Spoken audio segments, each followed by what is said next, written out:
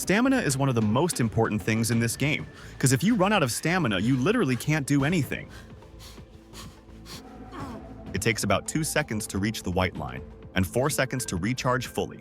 So it's kind of important to never use your stamina fully in high-pressure situations, since in those 4 seconds, you're able to do almost nothing. That's why stamina is one of the most important things to master. Next is double sprinting. By far the most important aspect of movement to master. To do this, you gotta double tap your sprint button, in my case L1. As you see, the double sprint has approximately a cooldown of 8 seconds to recharge back fully. That's why when you're challenging for a ball, you could just gently tap the double sprint button and get a burst of speed to capture the ball quicker than the opponent.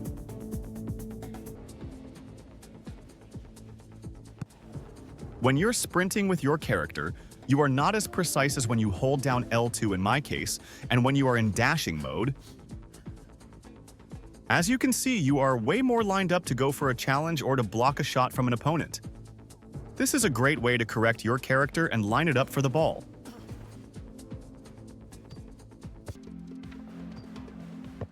As you see, when you are dribbling and you tap X, you will be faster than when you are normally dribbling. You could also use this to chop the ball and go in a complete other direction than the opponents would expect. This simple mechanic is so useful when it comes to dribbling and baiting out your opponents. Now, a other dribbling mechanic is the more controlled dribble.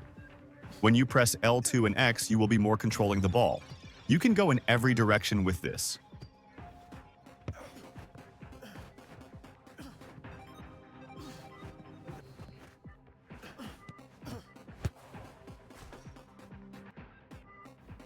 Next is dashing. Dashing is great when it comes to defending or going quickly to your right or left.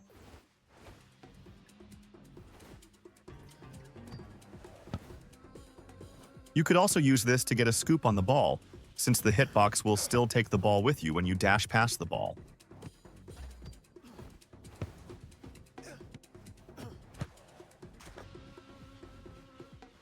Next up is passing. Passing is one of the most essential mechanics to use in your matches, believe it or not. Here you have the simple ground pass, good for making quick plays and even shooting the ball on target. And this is the lob pass, good for passing the ball over your opponents to your teammate, or to lob it over the opponent's goalkeeper. As I said before, you could use the pass mechanic to score goals, since it takes less time to shoot than when you're using the shooting mechanic. And this is also one of my favorite things to use, the backboard. First pass the ball onto the backboard and then shoot it in, or let one of your teammates shoot the ball in the goal. Because of this, the opponent's goalkeeper will be baited out by the first pass.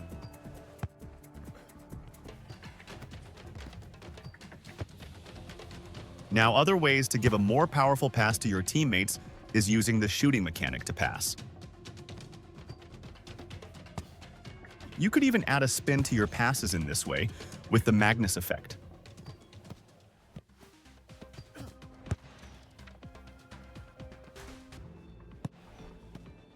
As you see, your player will automatically control the ball when it goes to him, but this just makes you a standing target. What you instead want to do is right before the ball touches you, you want to press X and move in one direction. This way you bait out the opponent and have the ball with you. You also have a other way to control the ball, and that is the high controlled ball. You press R1 and X and you will control the ball up high.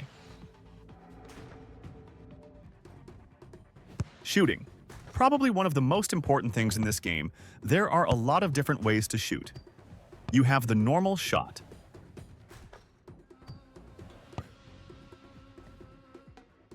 And then you have the ones with the Magnus effect, so curve shots.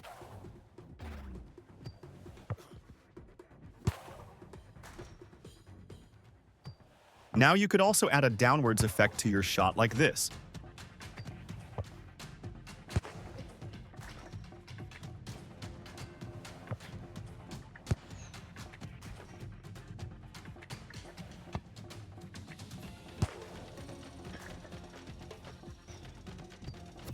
And then you also have the high shots or bicycle kicks.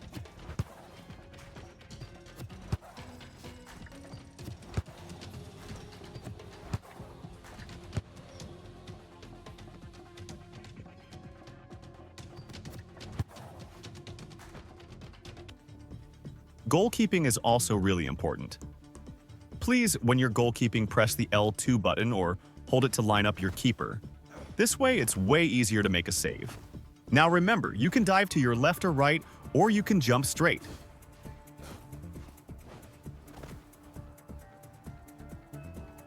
When a player is coming closer to your goal, you could capture the ball like this and have control of the ball again.